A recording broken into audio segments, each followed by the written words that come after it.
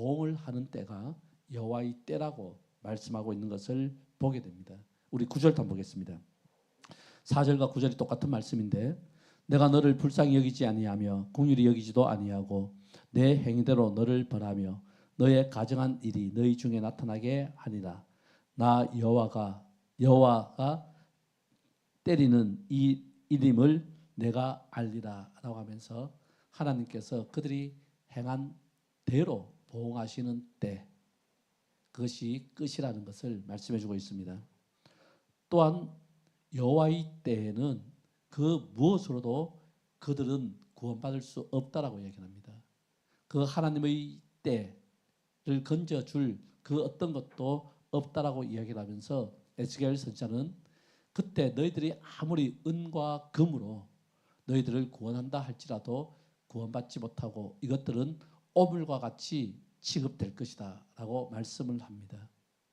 그러면서 하나님의 심판의 때 이 끝에는 그들이 쌓은 행위가 그들의 재얼이 된다고 하는 것을 우리에게 보여주는 표현이라는 것을 알 수가 있습니다. 뿐만 아니라 가장 무서운 것은 무엇이냐면 영적 단절이 일어난다는 거예요. 이 영적 단절이 24절에 보면 이렇게 나와 있습니다. 내가 극히 악한 이방인들을 데려와서 그들이 그 집을 점령하게 하고 강한 자의 교만을 그치게 하리니 그들의 성소가 더럽힘을 당함이라 라고 이야기를 하면서 극히 악한 이방인들 누굽니까? 바벨론이거든요. 이 바벨론을 통하여 하나님의 심판이 임할 것임을 말씀하고 있습니다. 그러면서 26절에 환난에 환난이 더하고 소문에 소문을 더할 때에 그들이 선지자에게 묵시를 구하나 헛될 것이며 라고 얘기하면서 영적 단절의 모습을 나타내고 있습니다. 제사장에게는 율법이 없어질 것이다 라고 이야기를 하며 장로에게는 책략이 없어질 것이라고 이야기를 하면서 하나님과의 관계 속에서 선지자, 제사장, 장로 단절이 일어나는 것을 보게 됩니다. 이런 것들을 통해서 이스라엘 백성들이 하나님을 섬긴다라고 이야기하면서 얼마나 하나님과 단절되는 삶을 살았는지를 우리에게 보여주고 있다고 하는 사실이에요. 오늘날 안전 불감증이라는 말이 있습니다. 즉 에스겔 시대의 사람들은 영적 불감증 가운데에 살았다라는 거예요. 영적 불감증이 무엇이었습니까? 우리는 언약 백성이기 때문에 괜찮다라고 하는 이 사실이었습니다. 뿐만 아니라 우리에게는 하나님이 거하시는 처소가 있다라고 하는 이것이었습니다. 뿐만 아니라 하나님이 우리의 제사를 받으신다라고 하는 이것이었습니다. 이것이 그들은 성실하게 행했음에도 불구하고 영적 불감증에 걸려서 선지자의 말을 듣지 않습니다. 제사장들의 율법 없는 제사를 드립니다.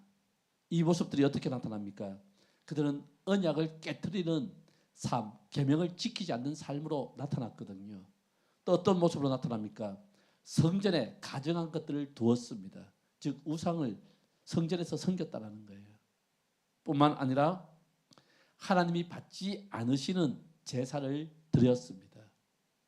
하나님이 규정한 제사를 드리지 아니하고 자기들의 이득에 이권에 맞는 제사를 드렸다라고 하는 사실이에요. 이 모든 가정한 행위들 이것이 그들의 영적 불감증을 더욱더욱 촉발했고 하나님께서는 이제 끝이 왔다라고 선언하고 계시는 이 모습 가운데에 우리는 성경은 영원한 하나님 말씀임을 믿습니다. 수천 년 전 기록된 말씀이 아니라 지금 우리에게 말씀하시는 글이라는 거 아십니까? 하나님의 음성으로 들려야 된다는 거 아십니까?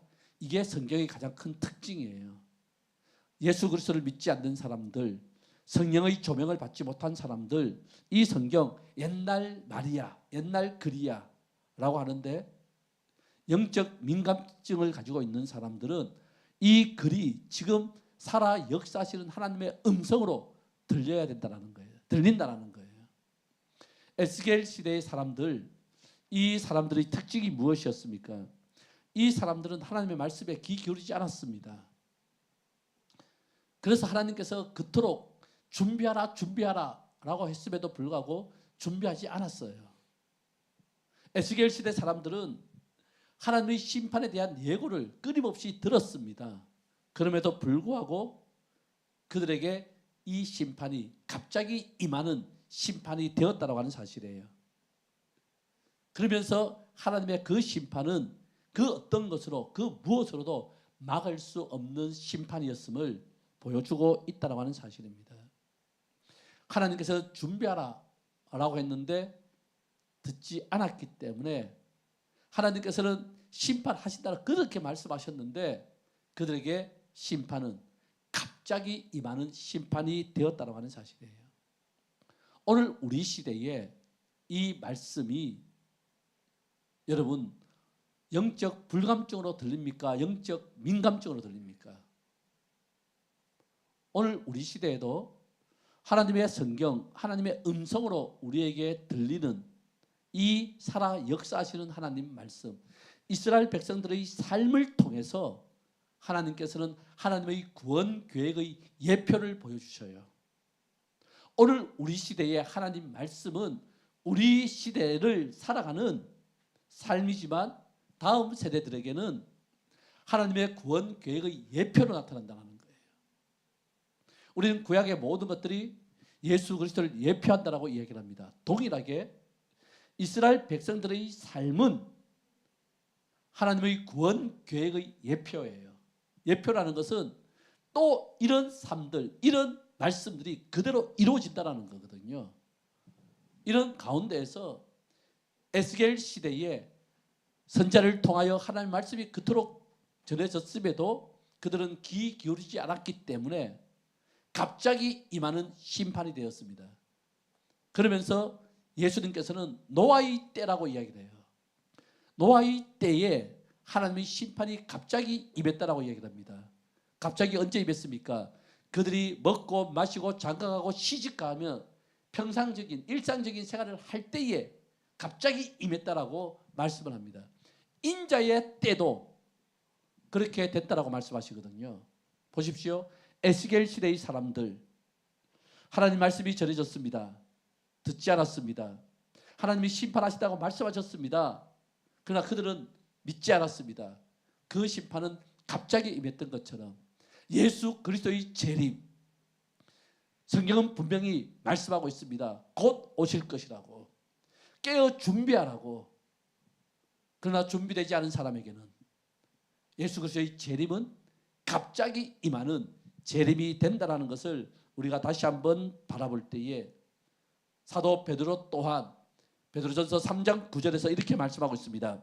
주의 약속은 어떤 이들이 더디다고 생각하는 것 같이 더딘 것이 아니라고 이야기를 해요. 그러면서 천년이 하루 같고 하루가 천년 같은 하나님의 시간을 우리에게 알려주면서 우리의 인생 100년은 찰나와 같은 시간이라고 말씀하면서 이 땅을 살아가는 우리의 삶 속에 영적 민감, 즉 하나님 말씀에 귀 기울이는 이 성경 말씀이 오늘 우리에게 주는, 나에게 주는 말씀임을 알 때에 예수 그리스도의 재림은 갑자기 임하는 재림이 아니라는 것을, 준비된 재림이라는 것을 우리는 또한 성경은 말씀하고 있다고 하는 사실이에요. 갑자기 임하는 심판은, 갑자기 임하는 여호와의 때는 하나님의 심판입니다. 그러나 준비된 자에게는 하나님의 구원 계획의 완성이라는 거 아십니까? 우리가 예수 그리스도를 기다리며 이 땅을 살아갑니다. 여호와의 때를 기다리며 이 땅을 살아가는 자들입니다. 우리가 여호와의 때를 기다리는 이유가 무엇입니까? 이 여호와의 때, 하나님의 심판이라고 하는 그 예수 그리스도의 재림은 구원의 완성이기 때문입니다. 구원의 완성. 이 구원의 완성, 이 완성을 기대하며 이 땅을 살아가는 자들이 구원받은 자들이에요. 구원을 임한 자들. 내 구원의 완성. 하나님 우리를 부르시고 의롭게 하시고 영어롭게 하신 그 구원의 완성, 이 완성이 여호와의 때, 즉 예수 그리스도의 재림이라는 것을 우리가 다시 한번 생각한다면, 예수님께서 열처의 비유를 통해서 인자의 때, 여호와의 때, 이것을 우리에게 말씀하였던 것처럼 우리는 준비하는 삶, 기대하는 삶, 그 삶이 있어야 될 줄 믿습니다. 오늘 에스겔 7장을 통해서 우리가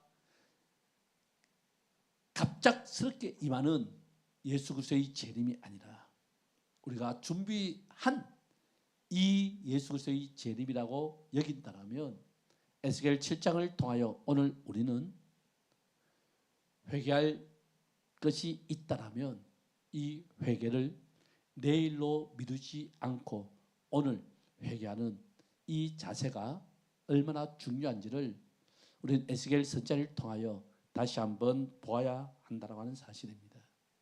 뿐만 아니라 이 땅을 살아가는 저와 여러분들은 하나님의 자녀입니다. 또한 하나님의 성도입니다.